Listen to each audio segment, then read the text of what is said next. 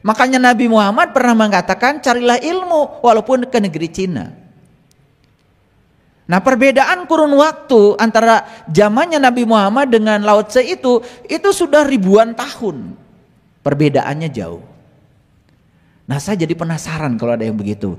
Kenapa Nabi Muhammad menyuruh kita belajar ke negeri Cina? Nah, kalau saya itu kalau ada yang begitu suka penasaran. Makanya saya pergi ke sana belajar. Dan saya sudah mendalami kitab To Teaching namanya itu.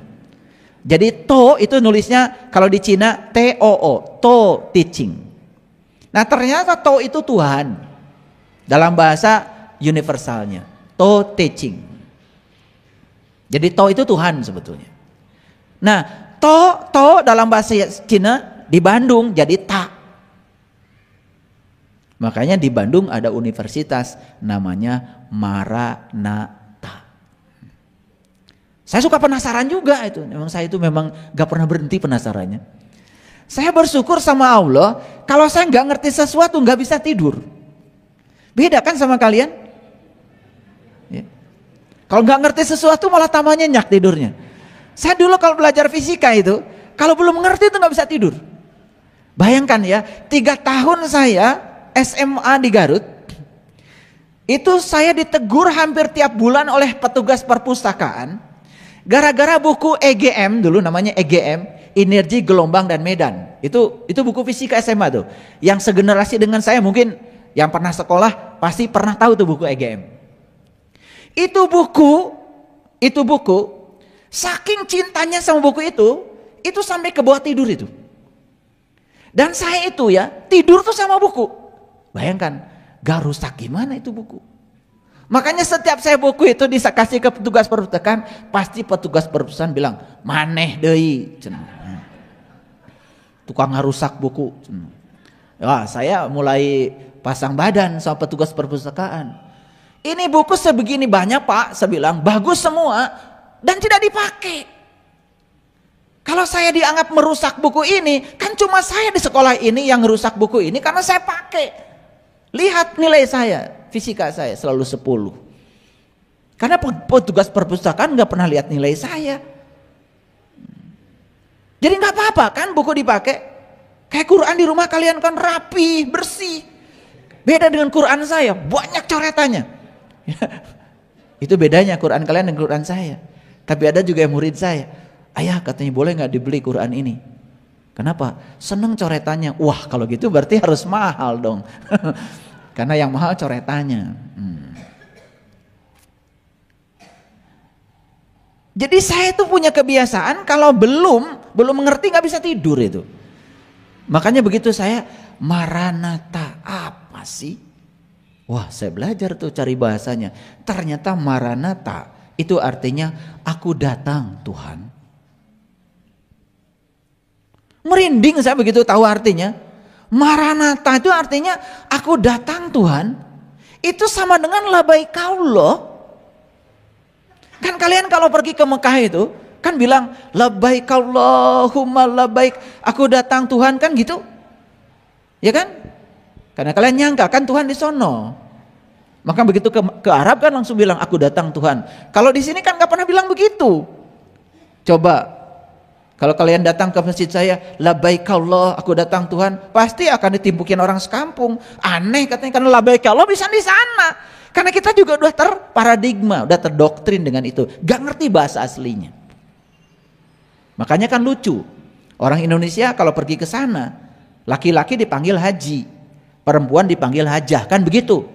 Mau TKW, mau ibadah, di Jeddah sama panggilannya. Yang laki dipanggil haji, baris maksudnya. Hajah, baris ini. Karena haji dan hajah itu sebutan orang Arab buat kita. Karena kita di sana sebagai pengunjung. Jadi haji itu artinya pengunjung. Hajah juga pengunjung untuk perempuan. Lucunya kita udah pulang dari sana pengen dibilang pengunjung. Coba. Padahal udah balik. Tapi ketololan ini kan menyebar di mana-mana. Makanya saya ketika diundang ke pesantren, kemudian ditulis nama saya Kiai Haji. Saya bilang, saya udah balik dari Mekahnya. Loh kenapa pakai haji-hajian segala? Udahlah Saiful Karim aja, susah banget sih. Karena masyarakat katanya nggak mau kalau nggak pakai itu. Saya nggak jadi ceramah. Harus pakai embel-embel. Dan sekarang tuh orang kalau nggak pakai embel-embel nggak percaya diri. Aneh kan? Karena kebodohan kita disembunyikan di balik atribut yang dibangun oleh gelar-gelar yang kita berikan. Betul nggak? Ini saya kasih tahu dia yang suka pakai embel-embel. Kalian tuh berarti nggak percaya diri. Karena percaya kalau pakai embel-embel. Walaupun nggak ada ilmunya, udah pakai embel-embel, kan disangka banyak ilmu. Betul nggak? Ini suka. Lucu kan? Oke, baik, lanjutkan. Jadi, kelahiran adalah kematian yang dimulai. Apa sih kelahiran? Baik.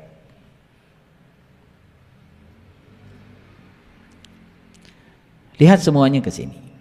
Agak serius kuliah kita hari ini. Kelahiran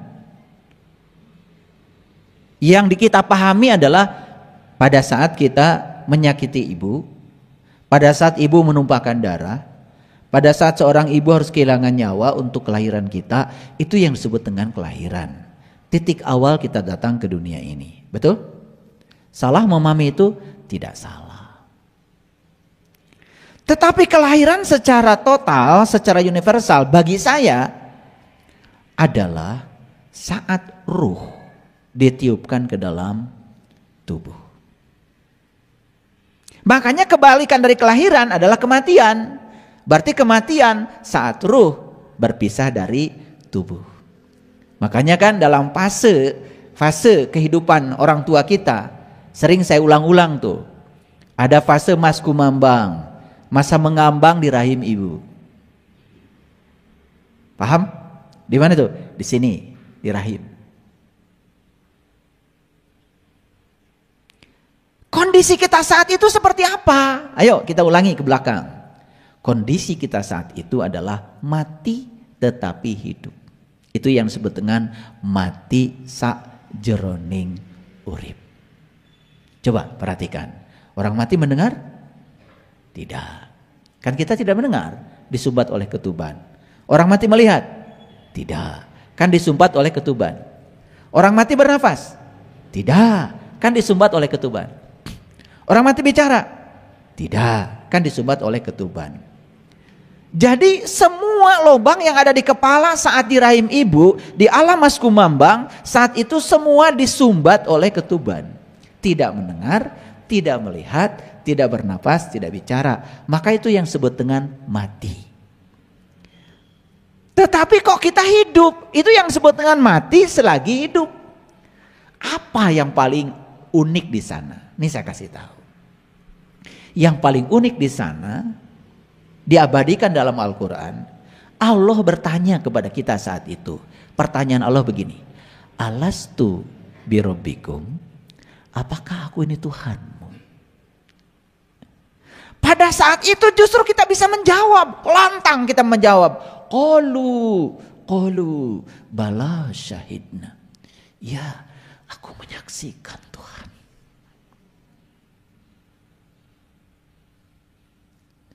Pada saat kita sedang mati tetapi hidup, pada saat seluruh lubang yang di kepala disumbat dengan ketuban, di situ kita mengatakan qalu bala syahidna. Ya, aku menyaksikan Tuhan. Yes, aku di sini Tuhan. Aku sedang menatap kemuliaan wajah-Mu Tuhan. Kira-kira begitulah bahasa saya. Kalau bahasa Qur'annya kan tadi. Saya pengen nangis kalau begini.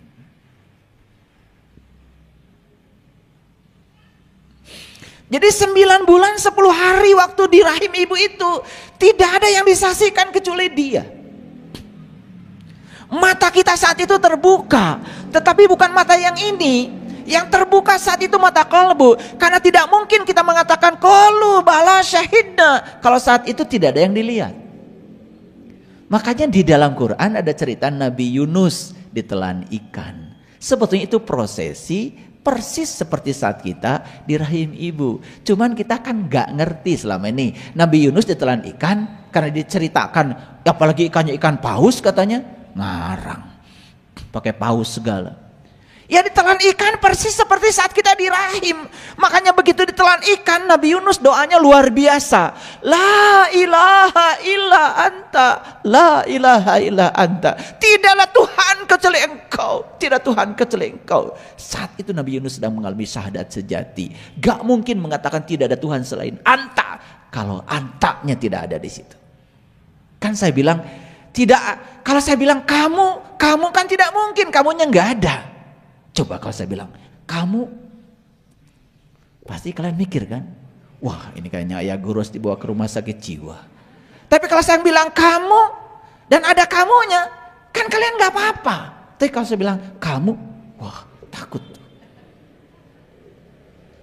Kan tidak mungkin bilang kamu nggak ada kamunya. Saat itu Nabi Yunus mengatakan, la ilaha illa anta, tidak Tuhan kecuali anta. Makanya kalau kita belajar tauhid yang pertama adalah la ilaha illallah. Itu tauhid yang paling awal itu. Ketika seseorang itu sedang belajar tauhid, yang pertama adalah la ilaha illallah. Naik berikutnya menjadi la ilaha illallah. Naik lagi berikutnya la ilaha illa anta. Jadi Nabi Yunus saat itu sedang mengalami fase tauhid yang ketiga. Dari la ilaha illallah sudah naik lagi la ilaha illallah. Kalau dia mengatakan dia, berarti boleh tidak ada di sini dong. Siapa yang membangun laptop ini? Dia. Belum tentu ada di sini. Kalau kamu harus ada di sini. Dan puncak tauhid yang terakhir adalah la ilaha illa ana. Jadi la ilaha illallah naik lagi menjadi la ilaha illallah, naik lagi menjadi la ilaha illa anta, dan puncaknya adalah la ilaha illa ana.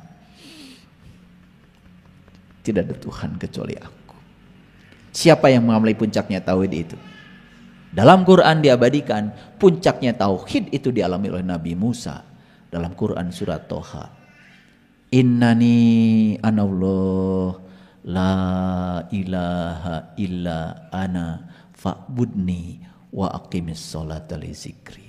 Jadi maaf kalian akan bisa sholat kalau sudah mencapai tauhid la ilaha illa ana. Makanya perintah sholat hanya diberikan kepada Nabi Musa yang sudah mencapai tingkat tauhid la ilaha illa ana. Jadi nggak bisa sembarang. Kalau tauhidnya masih la ilaha illallah, masih la ilaha illahua, masih la ilaha illa anta, belum bisa sholat. Makanya sholat itu bukan menyembah, tapi sholat itu adalah sadar dengan kehadirannya. Karena dia tidak pernah meninggalkan kita. Sekarang saya walaupun sedang ceramah, saya tidak pernah tidak sholat. Makanya sholat tingkat tinggi di Quran dikatakan alladzina hum ala sholawatihim yuhafidun. Sholatnya tidak terkungkung oleh ruang dan waktu. Karena selalu sholawat terhubung. Wah, kalau sudah di tingkatan itu, sholat itu setiap hela napas kita. Makanya jangan usil kalau kita baru sampai di tingkatan sholat yang terjebak oleh waktu. Jangan mengatakan orang lain tidak sholat. Siapa tahu sholat mereka lebih canggih lagi dari sholatmu yang sekedar ruku dan sujud secara fisik saja. Makanya saya mengajarkan pada murid-murid saya, stop usil. Jangan komentar, jangan usil, maafkan, biarkan. Urusi saja dirimu sendiri. Jangan suka ngurusi orang lain. Jadi apa itu kelahiran? Kelahiran itu saat ruh ditiupkan ke dalam tubuh. Paham? Apa itu kematian? Saat ruh keluar dari tubuh. Nah, kapan ruh ditiupkan ke dalam tubuh? Tepat saat tubuh sudah sempurna dibuat. Maka Allah bilang, fa iza sawaituhu wa nafakhtu fihi mir ruhi faqa'u lahu sajidin. Ketika aku sudah selesai menciptakan tubuhmu dengan sempurna di rahim ibumu, saat itu aku tiupkan ruhku. Itulah kelahiran. Paham sampai sini? Oke.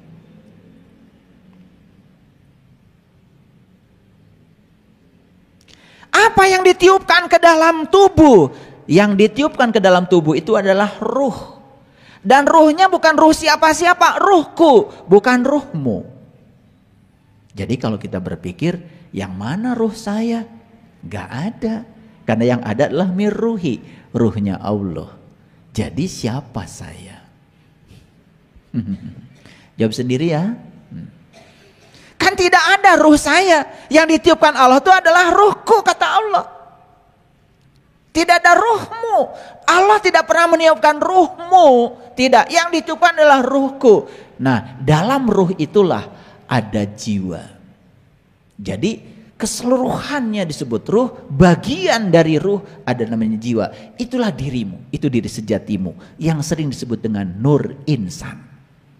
Karena cinta kasihnya Allah, maka nur insan ini tidak dibiarkan sendiri, ditemani oleh Allah dan Rasulnya. Rasul yang mana? Rasul sejati, yang punya sifat sidik, amanah, fatonah, balagoh, ada dalam diri kita, ada hidup dalam diri kita itu. Sayang sekali banyak yang tidak tahu. Nah, itu cinta kasih semesta. Jiwa kita ini tidak pernah tidak didampingi, sekotor apapun. Didampingi oleh Allah dan Rasulnya. Di sini. Itulah pentingnya kalian mengalami syahadat sejati yang itu. Itu yang disebut dengan syahadat suci. Itu yang harus dialami. Kalau syahadat kita belum di tingkat itu, baru di tingkat mulut di sini, itu masalah kita. Sehingga kita tidak pernah bisa sholat dalam tingkatan Ibrahim. Makanya maqamu Ibrahim musola. Sholatlah kamu di tingkatan Ibrahim. Karena Ibrahim sebelum sholat kan berjumpa dulu dengan jati dirinya yang sejati. Jadi ulangi, dalam ruh itu ada jiwa. Makanya di Quran dikatakan, laqad kafaral ladzina qalu inallaha salisu salasa. Maka tertutuplah orang-orang yang mengatakan Allah salah satu dari yang tiga. Konsepsi tentang Allah di Quran selalu Nur Insan, Nur Muhammad, dan Nurullah. Gumulung manunggal. Itu namanya syahadat suci. Nah, jiwa inilah yang memiliki karma. Jiwa inilah yang harus diselesaikan dalam kehidupan ini. Maka jiwa ini untuk menyelesaikan karma ditiupkan kembali ke dalam tubuh. Jadi jiwa inilah yang sedang menjalani karma. Tetapi untuk menjalani karma, jiwa dibimbing oleh Allah dan Rasulnya. Itu cinta kasih semesta. Makanya jiwa ini masuk ke dalam tubuh mengalami kelahiran. Jadi untuk apa sebetulnya jiwa ini harus lahir lewat tubuh? Karena jiwa ini harus kembali ke fitrahnya. Kapan jiwa kembali ke fitrahnya? Ketika jiwa ini sudah bisa menyelesaikan semua utang karmanya. Makanya maaf, sekarang ini orang justru datang ke sini bawa utang. Ada 3 utangnya. Satu ya, utang masa lalu yang belum selesai. Yang kedua, jalan bengkok yang pernah dilalui. Yang ketiga, pekerjaan masa lalu yang belum selesai. Dan dia datang ke sini membawa utang. Malah di sini dia bikin utang baru. Jadi utang lama tidak terbayar, utang baru dibuat lagi. Akibatnya dia bertumpuk-tumpuk utang. Itu yang dikatakan Rasulullah, janganlah kamu mati membawa utang. Nah, selama ini utang yang dimaksud oleh kita adalah ke BRI, ke BCA. Lah kalau utang itu kalian mati, ya enggak apa-apa. Nanti kan BCA juga cari ahli warisnya. Karena saat kalian menandatangani utang, itu sebetulnya secara implisit ahli warismu juga ikut menandatangani. Ada rumahnya pasti dirampas bank, gitu. Makanya utang manusia yang paling besar adalah tidak tahu Tuhan. Karena kita asalnya tahu Tuhan, menjadi tidak tahu Tuhan, maka saat manusia tahu Tuhan kembali disebutnya taubat. Nah, Kalian mengartikan taubat apa? Makanya banyak orang ya, wah kamu banyak dosa ya, tobat, tobat, tobat. Apa tobat itu? Ya Allah, gitu. Itu bukan tobat, itu nangis namanya. Tobat itu lihat HP saya, lihat HP saya, di situ kan? Nah saya pindahkan ke sini, itu pindah tempat, kembali ke sini, namanya tobat. Tobat itu bahasa Arab, artinya kembali. Kembali mengenal Allah, itu namanya tobat. Maka di Quran dikatakan, siapa yang kembali kepada Allah, maka pasti akan dapat ampunan Allah secara otomatis. Tobat dampaknya adalah ampunan. Apa yang diampunkan? Hati-hati. Yang diampunkan cuma satu dosa, karena dosa manusia itu cuma satu. Saya heran gitu, ada yang membagi dosa, dosa besar, dosa kecil, ada pembagian lagi. Di Quran gak ada, ngarang itu. Karena di Quran dikatakan innallaha la yaghfiru aysyraka bih wa yaghfiru mazuna zalika liman yasha. Sesungguhnya Allah tidak akan pernah mengampuni dosa syirik, tapi Allah sudah mengampuni apapun dosa, asal jangan dosa syirik. Jadi dosa yang harus dibereskan oleh kita cuma satu, syirik. Bahkan di Injil dikatakan, memfitnah, membunuh sudah aku ampunkan, tapi mengkhianatiku tidak aku ampunkan. Nah, jadi kalau dalam bahasa Injil, syirik itu disebutnya berkhianat kepada Tuhan. Itu bahasanya saja yang berbeda, tapi esensinya sama. Makanya di sini pentingnya ke pelajar terbuka. Jadi semua dosa yang selain syirik sudah selesai. Itulah Allah sedang menunjukkan dirinya sebagai Tuhan Maha Pengampun. Lah kamu tiap hari ngurusi dosa-dosa yang sudah diampunkan.